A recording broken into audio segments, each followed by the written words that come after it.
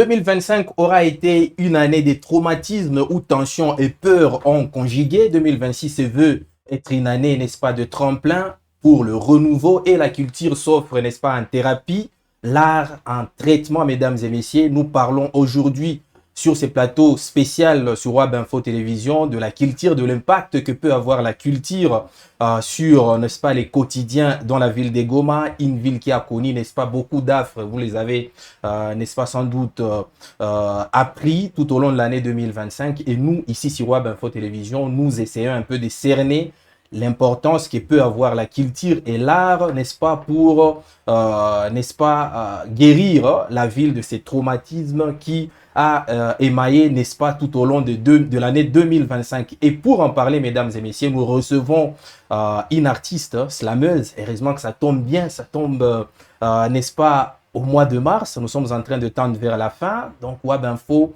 vous a, n'est-ce pas, réservé ces plateaux spéciaux pour, n'est-ce pas, parler de la culture à travers cette dame dont, n'est-ce pas, vous allez découvrir le portrait tout de suite, mesdames et messieurs. Alors, vous êtes plus de 652 000 à vous accrocher sur Web Info Télévision, cette télévision qui est la meilleure en termes d'actualité, en termes également d'audience en République démocratique du Congo. Et donc, merci de continuer, n'est-ce pas, à vous abreuver sur nos différents plateaux pour être au courant des différentes actualités, mais également être au courant des différentes analyses. Ça nous fait énormément du bien, mesdames et messieurs. Alors, Esther, nous sommes avec vous sur ces plateaux de Web Info Télévision. C'est pour la première fois. Bienvenue.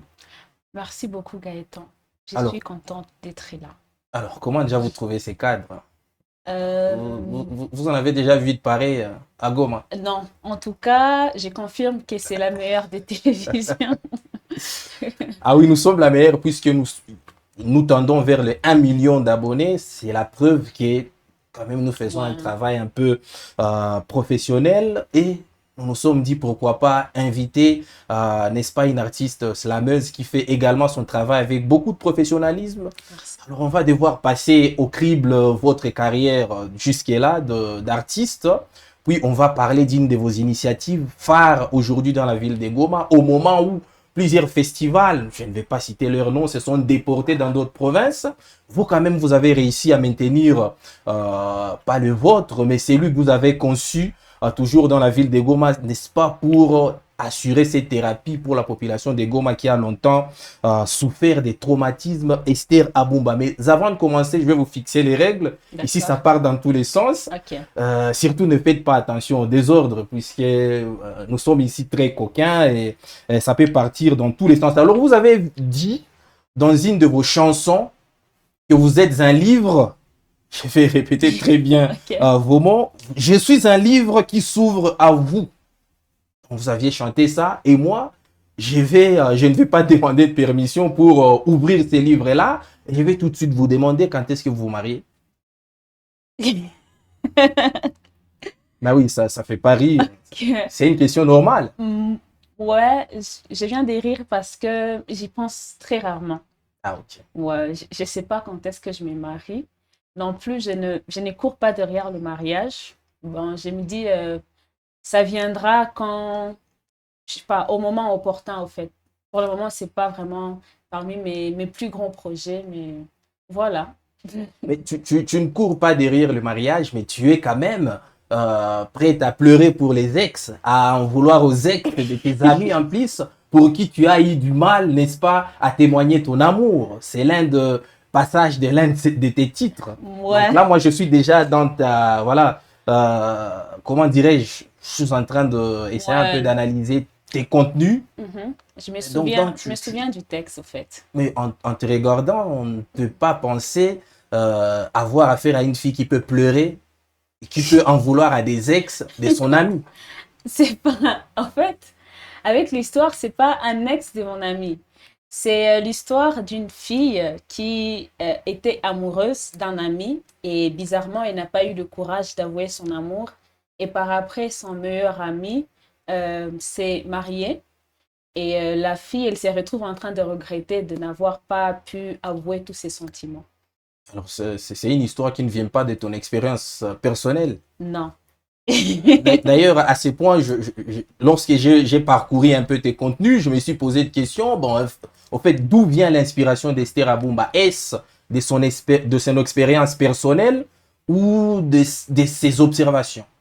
Euh, Mes inspirations viennent parfois de mes expériences personnelles et de mes observations, surtout sur ce qui concerne l'actualité d'Afrique, du Congo et du monde. Ah, Voilà, justement, puisque vous avez dit que vous ne prierez jamais pour Israël, en vous effet. priez pour Iran. Je prierai pour l'Iran, pour le Congo, pour l'Haïti, pour la Somalie, mais jamais pour Israël. Pourquoi? Euh, Parce que je ne prierai jamais pour quelqu'un qui sème la terreur et qui, euh, qui tue au nom des dieux. Et parfois, nous nous retrouvons en train de prier les dieux d'Israël. Comment prier un Dieu à qui on a collé toutes ces atrocités? Ah, ok, Voilà. ça se comprend. Donc, aujourd'hui, vous priez pour que l'Iran gagne la guerre. Mais nous Ok. sommes là dans l'actualité, vraiment, nous sommes dans Mhm, l'actualité, puisque dans l'un de vos contenus, vous avez dit que vous ne prierez jamais pour Israël. En revanche, vous prierez pour Gaza, pour l'Iran également. Donc, je mhm. suppose que vous êtes en train de prier pour l'Iran. Alors, j'essaie en tout cas d'être moins politique. Euh,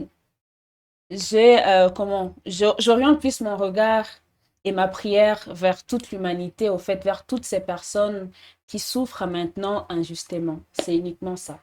Ah, Donc, justement, non, c'était juste ouais. une première mise en bouche pour vous taquiner un peu, pour vous mettre Ok, merci. dans l'ambiance hein, de WAB Info Télévision. Alors en 2019, vous commencez votre carrière en tant que slameuse et dans la foulée, vous sortez Boule d'énergie. Et après, je ne sais par quelle magie, vous êtes resté la boule d'énergie. Mais comment pouvez-vous prétendre être une boule d'énergie en dégageant une attitude aussi, comment dirais-je, une attitude aussi frêle. Vous donnez l'impression d'être quelqu'un de frileuse. Hein? Comment vous arrivez à dégager de l'énergie? Alors, en parlant de boule d'énergie, c'est l'un de mes textes. C'est l'un de mes tout C'est premiers ton textes. premier Ouais, ou l'un de tes c'est mon premier texte, si je peux le dire. J'écrivais avant, mais j'ai collaboré très souvent avec mon frère sur scène. Et Boule d'énergie, c'est ouais, Elisha Elisha Abumba. Abumba. Boule d'énergie, c'est l'un des textes que j'ai moi-même porté. J'ai porté mon identité en tant que slameuse, en tant que femme gomatracienne, congolaise, et j'ai eu à prester pour la première fois. Alors, cette énergie, ce n'est pas seulement euh, une très grande voix ou la rage et tout ce qui va avec. Je crois que cette énergie elle est plus intérieure lorsqu'on parle d'engagement et de courage et de dévouement. Donc, Boule d'énergie, si je comprends bien, c'est la chanson qui décrit votre personnalité au mieux. En effet. Justement, vous avez grandi, vous avez commencé l'islam dans les girons un peu de votre frère, mais votre frère a choisi une destination Ouais. tout autre. Alors aujourd'hui, par rapport à vos débuts et là où vous en êtes aujourd'hui, comment est-ce que vous jugez votre parcours jusqu'à-là? Il y a eu de progression ou vous sentez que vous avez un peu stagné? Alors, par rapport à mon début, je pense qu'il y a eu beaucoup de progression déjà. Dans la ville de Goma, c'est pas que je me vante, mais je suis l'une comment ça, des Les slameuses. meilleurs. Mais Pas les meilleures, n'ayez pas peur de les revendiquer. je parle pas des meilleures slameuses, mais l'une des slameuses qui a eu l'opportunité de participer dans différents festivals, qui a eu autant d'opportunités de faire des tournées, de voyager, de rencontrer d'autres slameuses. Alors, je me dis que j'ai vraiment évolué. Euh, je suis passée d'une slameuse des soirées slam, des sessions slam, jusqu'à une slameuse qui aujourd'hui peut représenter valablement la ville et le pays. Donc, tous ces vocabulaires pour masquer. Hein? Tu as peur de blesser les autres. Même pas. Justement, alors tu es dans les games depuis quasiment 7 ans. Alors il y a une tendance aujourd'hui qui fait que l'islam est en train de se mourir. C'est les termes que j'utilise. Hein. C'est les termes que j'utilise, ça n'engage que moi. Des fois on dit que je suis cru. D'ailleurs vous-même vous le pensez. Alors vous n'avez pas cette fâcheuse impression que l'influence du slam aujourd'hui est en quelque sorte en train de s'amenuiser, en train de, comment dirais-je, de s'éreinter face à l'influence ô combien grandissante des musiques urbaines, de l'afro et d'autres musiques qui défrayent les chroniques actuellement dans la ville. Alors, je ne pense pas vraiment que l'islam est en train de se mourir. C'est des verbes qui ne conviennent pas. C'est pas que ça convient pas. Je pense juste que chaque chose en son temps, à une certaine époque, lorsque les contextes étaient vraiment parfaits et tout, l'islam avait son ampleur. Je crois que l'islam a eu une grande ampleur jusqu'à ce que on retrouvait des slameurs dans chaque activité, dans des conférences, que ce soit des conférences politiques, dans les églises, dans les écoles. Et voilà, l'islam a eu vraiment une grande ampleur. Je pense juste que ce qu'il faudrait peut-être faire, c'est de s'adapter par rapport à la tendance, voir comment est-ce que les slameurs et slameuses peuvent sortir je sais pas, peuvent sortir de ces slameuses-là qui veulent toujours slammer sur du piano, sur de la musique tendre, à ceux qui savent s'adapter au rythme et aux nouvelles musicalités Non, du une moment. slameuse qui fait de l'afro, Moi, c'est pourquoi intéressant. pas? C'est Mais intéressant. vous êtes l'une des taulières, hein. Pourquoi vous ne pouvez pas montrer la voix? Tolière, ça veut dire Ben, quoi? vous êtes l'une de, comment dirais-je, vous êtes l'une de, quel terme utiliser, mais l'une de précurseurs, si je peux le dire, du slam, parlant des femmes, hein. Parlant des Mhm. femmes, je me situe juste au slam féminin. Alors, pourquoi vous ne montrez pas la voix? Euh, En fait, moi, je pense que je fais déjà de mon mieux. J'essaye de m'adapter. Raison pour laquelle dans mes slams, vous pouvez retrouver des musicalités parfois africaines. Ah, au passage, j'ai aimé le timbre vocal dans Caribou. Ouais, C'était très Caribou. intéressant. Moi, je ne savais pas que vous chantiez aussi bien. J'ai chanté à la chorale, à l'église. Ah ouais. Parce que je vous ai trouvé meilleur plus que celle dont je préfère taire les noms pour ne pas souiller un peu ces beaux plateaux de Web Info Télévision. Bah, c'était parfait. Merci Ah, beaucoup. ok. Voilà, c'est un peu ça. J'essaye de... Bon, je ne me suis pas encore adaptée au top, mais j'y vais lentement et voilà, et voir comment m'adapter à la Alors, qu'est-ce que ça tendance. vous fait aujourd'hui que euh, des pseudo-musiciens ou des pseudo-musiciennes, là je globalise aussi bien au masculin qu'au féminin, qui viennent de nulle part, qui chantent un peu du n'importe quoi, qui n'ont pas de contenu, qui ne, voilà, comment dirais-je, dont les textes n'est pas du tout, comment dirais-je, attrayant, mais qui parviennent quand même à vendre plus de disques, à remplir des salles. Et vous, voilà, vous ne faites que euh, qu'est-ce que ça vous fait? Qu'est-ce que ça vous fait? Est-ce que ça ne provoque pas un esprit de revanche en vous, au point que vous vous dites finalement, ça ne va pas? Puisqu'il y en a de plus en plus. On a parlé récemment de la génération TikTok qui s'est déversée dans la musique. Et aujourd'hui, c'est eux qui commencent à remplir de salles. Pendant ce temps, ceux qui font la vraie musique, là je parle de slameurs et des slameuses, Mhm, qui écrivent matin, midi, soir, qui réfléchissent, qui lisent pour pondre des textes, mhm. ils parviennent pas à vendre des disques. Qu'est-ce que ça vous fait? Alors, c'est un regret aussi pour moi hein, quand j'essaye d'observer ce qui se passe. Mais je pense que le monde, il est tel qu'il est. À un certain moment, les gens n'ont pas besoin de... Bon, je pense qu'il y a plusieurs catégories de personnes, en fait. Ah. Il y a des gens qui n'ont pas besoin d'être devant un rap ou un concert rap de Youssoupha. Et il y a des gens qui peuvent aller voir un concert de Une Lydia turquoise. Une Manzaka, turquoise. des Ouais. Turquaises et tout ce qui va avec. Nous sommes dans un monde où les gens voilà, se contentent de ça, ne font pas l'effort de réfléchir.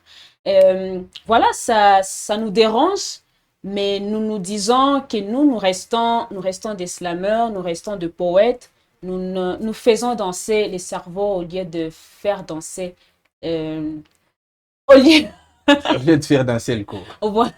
Non, mais justement, cela n'est pas dû, cette nouvelle tendance où ces gens-là moi je les appelle les Mésissois et les Mésissoises, Mhm. euh, ils viennent, ils inondent pardon, votre monde. Cela n'est pas dû au fait que vous ne travaillez pas assez comme avant. Non, je ne pense pas que c'est parce qu'on on ne travaille pas assez. Je pense juste que c'est une époque, pas une époque, je pense que c'est une tendance et il faut qu'il y ait des gens pour la consommer juste. Et il y a aussi des gens qui essaient de consommer notre art.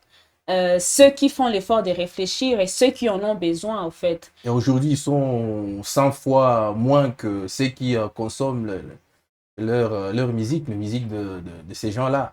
Comment ça? Ils sont 100 fois moins. Ceux qui consomment votre musique, ils Ouais. sont 100 fois moins que ceux qui consomment les œuvres des Mésissois et des Mésissoises. Mhm. Ouais, mais c'est comme ça, en fait. Moi, je pense que c'est juste une époque et on ne peut pas nous blâmer pour ça parce que nous faisons de notre mieux. Et ça ne veut pas dire parce qu'il y a un concert d'un TikToker qui a rempli un stade que moi, je vais arrêter de travailler. Il y a des gens qui sont là pour consommer mon art. Et il y a des gens qui sont là pour me voir sur scène. Et moi, je suis là pour écrire et pour vendre mon art à ces personnes-là. Alors justement, puisque nous sommes en train de parler effectivement de euh, vos consommateurs, les consommateurs de vos produits, aujourd'hui, est-ce que c'est une question directe que je me suis posée moi-même d'abord, est-ce qu'aujourd'hui on peut faire du slam sans gagne-pain à Goma? À Goma, c'est possible. Comment? Moi, je suis là. Déjà, je connais aucun slammer véhiculé dans la ville de Goma, je suis désolé, mais je connais des gens qui font de l'afrobeat, qui sont véhiculés, qui Mhm, sont friqués. mhm. Même les gens qui font la rumba, j'en connais qui sont Ouais. friqués, mais est-ce que quelqu'un peut vivre aujourd'hui d'islam? Exclusivement Et d'islam? exclusivement du slam. Alors, je ne pense pas exclusivement ou totalement, mais l'islam a cette manière-là de t'ouvrir beaucoup d'opportunités, au fait. Beaucoup d'opportunités. Quand Non, tu l'islam, c'est un tremplin. C'est vois. pas un gagne-pain. Alors, euh, qu'est-ce que je vais dire? Je pense juste que l'industrie de notre côté, hein, de notre côté, nous, les slameurs et tous les poètes, n'est pas encore assez révolue comparativement à l'industrie musicale, si je peux le dire.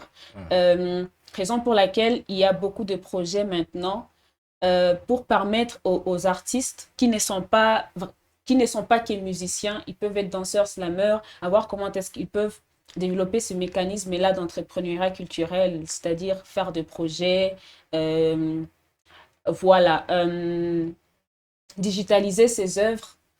Mais il reste encore beaucoup de blocages parce que l'industrie à Goma, en parlant de slam, en parlant de rap, je sais pas, mais je pense que c'est pas encore très révolu. Il faut encore y travailler. Et voilà, moi je ne découragerai pas les gens qui font le slam. Et tu Euh, encouragerais les gens à venir dans l'islam par rapport à ce que toi tu vis actuellement. Moi, oui, j'encouragerais les gens à Hein? venir dans l'islam, surtout à travailler, aussi à croire au processus, au fait.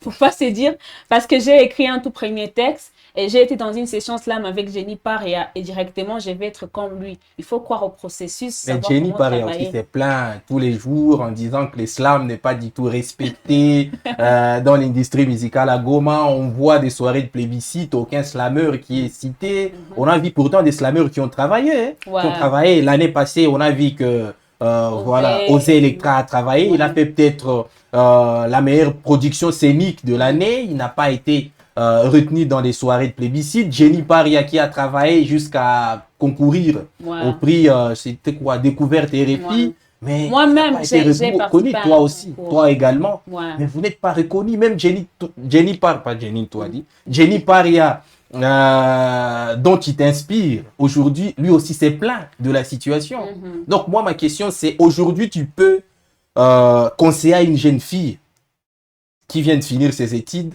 de faire l'islam pour gagner sa vie. Non, en fait, je ne peux pas vraiment lui dire qu'elle arrête d'étudier et qu'elle se lance directement dans l'islam.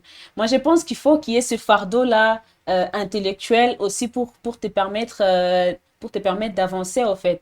Parce que l'islam, c'est un art qui joue différents rôles. Ça peut être un rôle de thérapie, ça peut t'aider à revendiquer, ça peut, voilà, ça peut t'aider à, je sais pas, à t'ancrer dans la société, développer des thématiques, aborder différentes thématiques et voilà, Et à être, voyager. voyager et être, je sais pas, un porteur, une porteuse d'opinion. Mais après, je n'encouragerai jamais une fille à laisser ses études pour se Alors, concentrer si elle uniquement a dans déjà l'islam. fini ses études, vous l'encouragerez à venir à œuvrer dans l'islam. Euh, En fait, il faut que l'islam t'appelle. Il faut qu'il te choisisse. Donc, c'est une question de vocation, alors. Ouais, il faut qu'il te choisisse. Alors, puisque vous avez dit que l'islam joue aussi le rôle des thérapies, c'est ce dont on a parlé en liminaire de cette émission, justement, en ce qui concerne la thérapie que peut apporter l'islam et la culture globalement. Vous êtes initiatrice d'un festival très en vogue dans la ville de Goma, peut-être après le festival Amani, c'est le vôtre. Je suis en train c'est moi-même qui vous classe là-bas. Ok, Je sais merci qu'il y a beaucoup. d'autres festivals, mais en termes de substance, je trouve que le vôtre peut arriver en deuxième place après le festival Amani. Le festival Amani qui s'est déporté à Lubumbashi, d'autres qui se sont quasiment arrêtés, qui n'existent, qui n'ont pas existé et en 2025 et en 2026. Mais vous, quand même, vous avez réussi à maintenir votre festival, le festival Musika Nakipaji, 100% féminin. Festival pour le peuple, par le peuple, du peuple, pour le peuple, par le peuple. Ouais. Quelle est la nouvelle recette pour cette 7e édition du festival Musika Nakipaji? Alors, pour cette 7e édition du festival Musika Nakipaji, c'est quoi la nouvelle recette?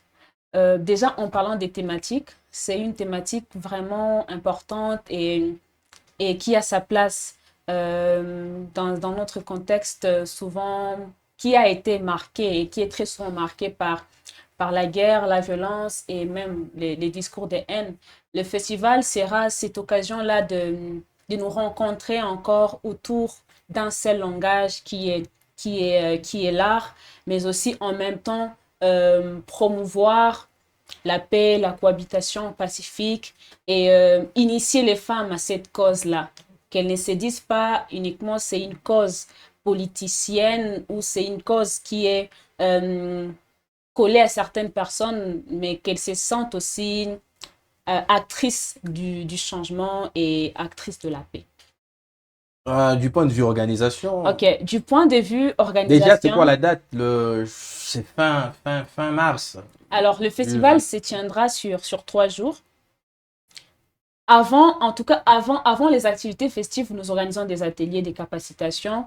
Il y en a déjà eu lieu, il y en a Ouais, qui ont il y a déjà des eu lieu. J'ai ateliers qui ont vu un déjà eu lieu. atelier de photographie. Ouais, des photographies. Et bientôt, il y aura des ateliers sur le leadership, l'art oratoire, mais aussi la communication mobile et digitale. Alors, le festival se tiendra sur 3 jours. La première journée, ça sera à Chacha, avec les retournés de la guerre. Ok. La deuxième journée, ça sera au foyer culturel de Goma. Ça sera une projection d'un film en collaboration avec l'organisation Agir RDC. La troisième journée sera les grands événements culturels qui sera animé par les femmes et pour les femmes. C'est qui la tête des séries? La tête, Ah, tête d'affiche. pas tête d'affiche, pardon. Alors, en parlant des têtes d'affiche, nous serons honorés d'accueillir la grande diva Deti Darba. C'est une musicienne, hein? Ouais. C'est une artiste, hein? Ouais. De renom, Ouais. Deti Darba, Mhm. qu'on aura le plaisir de découvrir, n'est-ce pas, de redécouvrir, Ouais. puisque Deti Darba, dans une des interviews que j'ai amenées avec elle, elle a assuré qu'elle était en train de revenir dans les games et ça nous fait énormément du bien. Et donc, elle sera avec nous à la 7e édition de Musika Nakipaji. Il y en a d'autres qui vont devoir prester, d'autres femmes. Je pense, je ne peux pas tout dévoiler ici, mais on reste quand même connecté sur nos réseaux sociaux. Il y aura beaucoup Mais tu vas pas me beaucoup de laisser surprises. un scoop. Ouais, ben, faut un scoop. Hein? Non. Pas de scoop, ouais, ben, faut avec. Non, non. Alors, pourquoi 100% féminin? Parce que les festivals Musika na Kipaji est quand même particulier. À part peut-être quelques bénévoles qui arrivent, qui vous accompagnent, on se rend compte que tout est vraiment féminin. J'ai y a participé aux précédentes éditions. J'ai rencontré des drummeuses, ça existe. Drummeuses féminines, je sais pas. Des guitaristes voilà, au féminin, de photographes également au féminin. Tout est féminin. Pourquoi tout féminiser à ce point? Pourquoi te féminiser à ce point? Pourquoi est-ce que les hommes posent toujours cette question? Mais pourquoi, non, mais pourquoi moi je ne peux pas prendre des micros ces jours-là? En tout cas, peu importe où que j'aille, les gens, quand je dis je coordonne un festival 100% féminin, les gens disent pourquoi les femmes? Pourquoi 100% femmes? Pourquoi 100% femmes? Nous sommes exclus. C'est pas que vous êtes exclus. Alors, en ce qui concerne la dynamique du festival ou des Musika na Kipaji, c'est de ne pas créer comment ça, la dualité entre l'homme et la femme, mais c'est de créer la complémentarité. Alors, dans notre équipe, il n'y a pas que des femmes. Moi, je suis une femme. Notre directeur artistique est un homme. Le directeur du festival est un... Directeur artistique, peut-être que vous n'avez pas encore trouvé une femme capable de... Non, pour les s'y planter. même pas. Notre directeur exécutif est un homme. En tout cas, l'équipe, elle est mixte. Et pourquoi 100% femmes? Parce que, bon, il y a déjà plusieurs initiatives ici dans la ville de Goma en ce qui concerne la femme.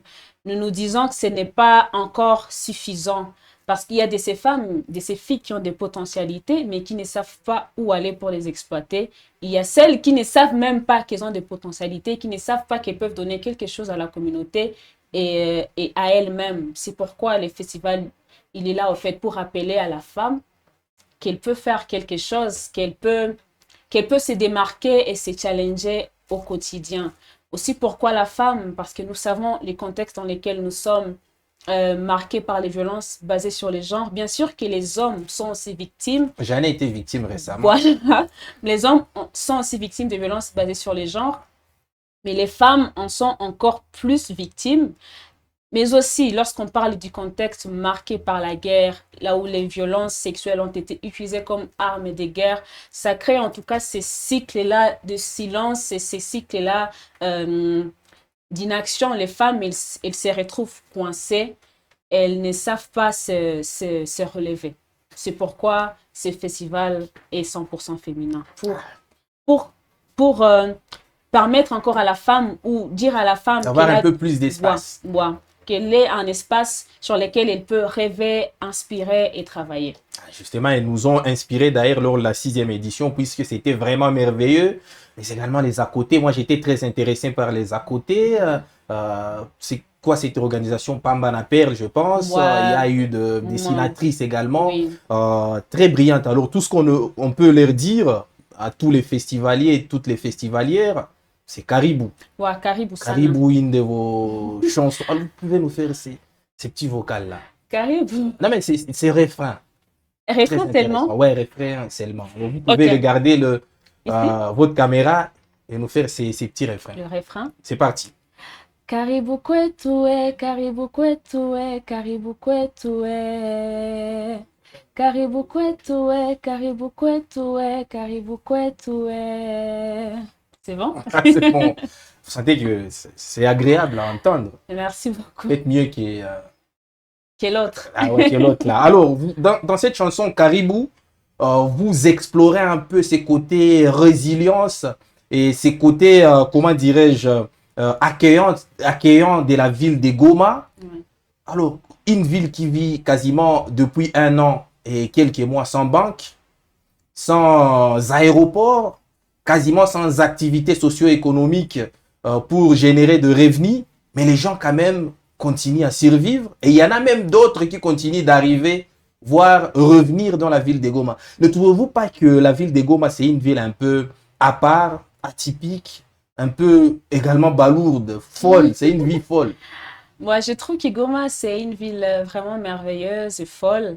Récemment, on était même en train de discuter avec des amis pourquoi est-ce que les gens veulent toujours rentrer à Goma.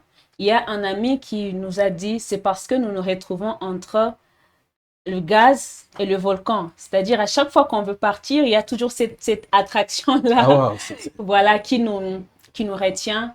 Euh, voilà, Goma, c'est une ville vraiment inspirante et qui a cet art-là, ces dents-là de toujours se relever.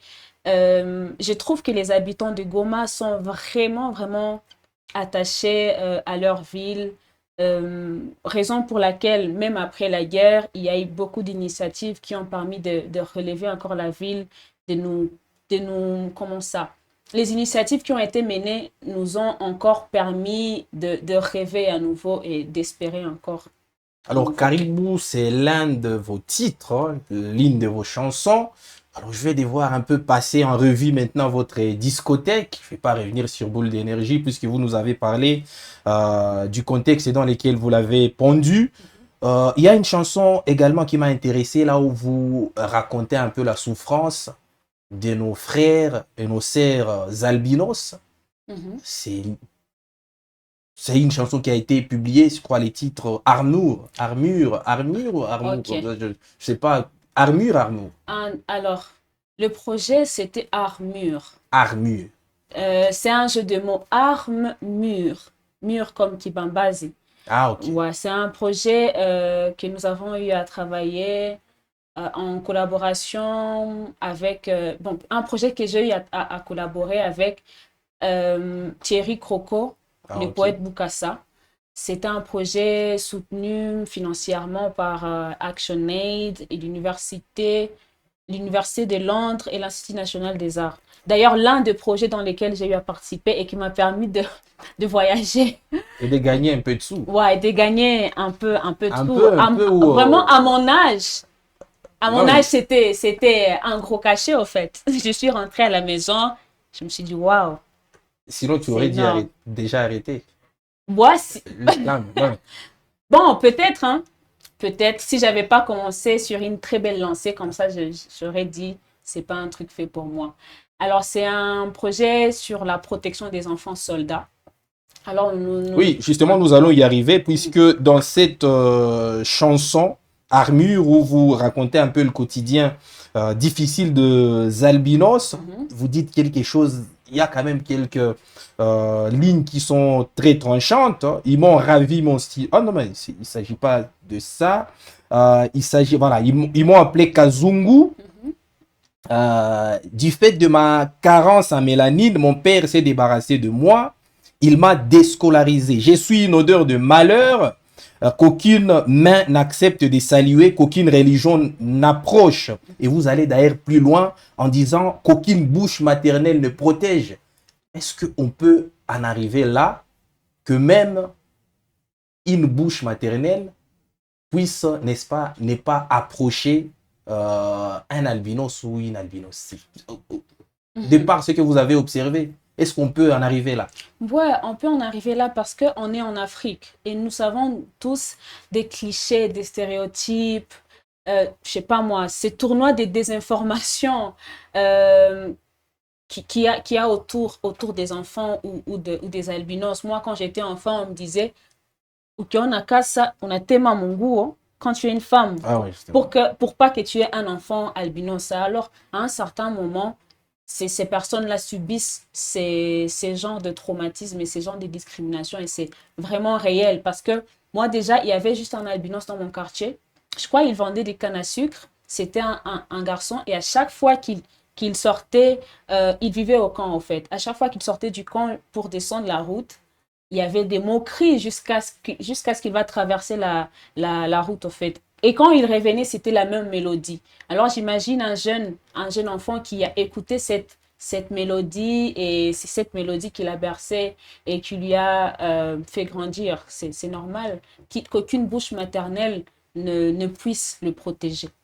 Justement, il y a d'autres chansons. J'ai retenu quand même à vos débuts. Bon Heureusement que vous venez. courage, hein? Eh ben, ouais, ouais, justement. Heureusement que vous venez de dire que c'était un projet, Mhm. puisque j'allais parler plutôt d'une monotonie en termes de thématique. Ouais. Heureusement que c'est un C'est un projet, puisque projet. dans d'autres, également, vous parlez quasiment de la même situation des enfants, Mhm. dont l'avenir et les rêves sont compromis. Également, dans horizon lointain, il y a 3 ans, vous dites par exemple que notre enfance a été volée, nous sommes ces enfants maudits. Alors ici, tu exploites un peu le rêve compromis de l'enfant congolais. Tu parles notamment des enfants qui ont été, n'est-ce pas, enrôlés dans les forces armées. On sent vraiment que, moi, au début, j'allais te poser la question, pourquoi une telle monotonie thématique? Mais je comprends que c'est un projet, vraiment, c'est un projet abouti. Hein. Ouais, c'était d'abord un projet de recherche, donc il fallait qu'on fasse des recherches, qu'on soit en résidence. Et après, moi, je devais écrire des textes, enregistrer. Thierry Croco, et quand vous verrez cette collection, plutôt la collection qu'il a faite, c'est uniquement de portraits qui parlent des enfants soldats. Et le poète Bukassa, il a aussi rédigé une nouvelle autour de ça. Ouais. Ah, justement, mais vous n'avez pas parlé que des enfants dans votre carrière, puisque je vous ai entendu, pour une fois, parler de l'amour, chanter l'amour. Je vais pas revenir sur la chanson dans laquelle vous étiez en train de vous plaindre, vous étiez en train de pleurnicher à cause des ex de votre ami. Moi, je pense que c'est votre histoire. C'est pas à cause des ex de mon ami. Mais justement, un ami pour qui vous aviez du mal à témoigner votre amour. Après, dans d'autres titres, notamment, j'ai vu hier, hein, dans l'une de vos productions, scéniques, c'était au festival Idourou, je pense. C'est où ça? À Bukavu. À Bukavu. Tu chantes également l'amour, l'espoir également dans ces festivals-là. C'était quoi le contexte de ces festivals? Est-ce que je me rappelle? C'était en tout cas, c'était un festival aussi 100%, je crois, slam au féminin en fait. C'était ça le contexte. J'ai presté aux côtés de Frankie D, qui est aussi une slameuse d'ici et que je respecte beaucoup. Il y avait des slameuses du Burundi et une autre, je crois, et une du Rwanda. Voilà, c'était un peu ça le contexte. Je ne me souviens plus de ce qu'a été la thématique, mais je crois que j'ai eu à prester Viens. Comment ça? Viens, c'était quoi les trucs? Je ne me rappelle plus. Mais j'ai prester un texte avant. C'est un texte qui parle un peu de l'amour. De l'amour et des dégâts que ça peut causer. Ouais, voilà. Et je crois que j'avais aussi parlé d'un texte Viens. C'est un texte dans lequel je parle de... Je parle de la situation de Goma et du Congo, mais ce n'est pas comme Caribou Poète. Caribou Poète, tout montrer un peu la résilience, mais Viens, c'est montrer ces côtés sombres du Congo marqués par l'injustice, la corruption et la guerre. Alors juste, puisque nous sommes en train de parler des productions scéniques, des prestations scéniques, pour être plus précis, comment emballer un public avec du slam? Alors, ça, c'est une question un peu difficile. Comment emballer un public avec du slam? Moi, je pense que les gens qui viennent suivre des spectacles slam, des présentations slam, c'est qu'ils en sont amoureux. Ouais, c'est qu'ils en sont amoureux, c'est qu'ils en ont besoin et c'est qu'ils ont choisi de venir. Et ils savent, ils savent ce qu'ils sont venus chercher. Ce qui est difficile, c'est quand tu es invité dans un concert un peu multiculturel, multidisciplinaire, dans lequel il y a le slam, l'humour, la danse et tout ça. Donc, il y a ce mélange-là. Il y a des gens qui sont juste venus rigoler et toi, tu viens avec un très gros français. Alors, je crois c'est difficile, mais nous faisons de notre mieux pour que nos textes soient vraiment adaptés au public. Par exemple, un texte que je peux faire dans une soirée slam où il y a des gens qui sont venus consommer les slams, ce n'est pas le même texte que je peux faire dans un festival où plusieurs disciplines ont été invitées. Mais il y a lieu également, c'est très intéressant, puisque je l'ai déjà constaté, on a participé à des concerts slam, j'ai fait allusion au concert de Osée Electra, Parade de soldats, je pense. Jenny Paria qui fait également Jenny Paria qui se situe un peu à califourchon entre slammer et Un rappeur. chanteur. Osé, et chanteur également. Osé également qui commence de plus en plus à faire du rap. Mhm. Donc, est-ce que cette transition-là n'a pas été forcée par cette évidence-là dont vous parlez? Alors, je crois que c'est des deux côtés en tout cas. Premièrement, cette transition, elle a en quelque sorte été forcée. Parce que nous apprenons à nous adapter euh, et à nous vendre aussi. C'est pas que nous sortons de cette idéologie-là, de cette philosophie slamosophique, si je peux le dire, mais on essaie un peu de nous adapter, mais tout en restant sur nos lignes de conduite. De l'autre côté, là, je pense qu'un artiste, c'est quelqu'un qui doit se lancer dans, je sais pas, dans sa folie artistique, s'asseoir dans ses rythmes. Je sais pas, il ne doit pas être non plus statique, il doit se laisser emporter par de nouvelles créations, par de nouvelles créativités, de nouvelles tendances. Alors, nous sommes en train de finir. On a longuement parlé de l'art, de la culture, de ta discothèque également. On a parlé également du festival Musika Nakipaji. Une dernière question. Je vais retrouver mon côté taquin. Tu es féministe ou pas? Non, je suis pas féministe. Pourquoi? Euh, Parce que je pense que les contextes dans Et lesquels... aucune fille ne revendique son côté féministe. Alors, moi, Moi, je le suis. Ok, même moi, je suis pas féministe, mon sens yenye, hein. Mm. Yenye, ko, tout ça, mais il y a des gens qui se disent qu'elles sont féministes, mais d'une façon vraiment, vraiment radicale. Non. Et moi, je pense en tant qu'Africaine, on doit définir le féminisme selon notre contexte, selon nos vécus, selon notre quotidien. Voilà, donc, Pour moi, ma propre définition du féminisme est, bon, c'est l'égalité des chances entre les hommes et les femmes. voilà, si on parle... Dès lors que je mène ces combats-là, je pense que je suis féministe. Ok. Alors peut-être vous avez votre définition qui Moi, fait que vous ne soyez pas féministe. voilà, moi j'ai une propre définition, je sais pas, c'est une propre définition à moi qui fait à ce que je ne puisse pas m'identifier à ça, C'est courant. à ces courants-là. Ouais, parce que si je peux dire, nous les Africaines, j'ai l'impression que nous portons un combat qui n'est pas vraiment le nôtre. Comment ça? Nous disons être féminisme, mais c'est totalement occidentalisé. Moi, je pense qu'il faut que nous puissions l'adapter, plaider pour des causes auxquelles nous sommes vraiment, vraiment attachés. Par exemple, moi, je suis congolaise, je ne peux pas, je sais pas moi, plaider pour une cause qui est lointaine à moi. Je dois plaider pour des causes qui sont présentes là, dans ma communauté. C'est pourquoi je ne me suis pas encore définie comme ça. Quand je saurai, je pourrais me définir comme ça. Les gens l'auront pour une première fois appris. Sur un plateau, un garçon est féministe, une femme ne l'est pas. Une fille ne l'est pas. Tant mieux pour moi. Et c'est de cette manière-là que je suis en train de finir cette émission. Un dernier mot pour le festivalier sensibilisé français Swahili. Karibu sana au festival Musika Nakipaji. Nous espérons vous retrouver là-bas et ensemble nous pourrons louer la bravoure de la femme et l'encourager à aller de l'avant.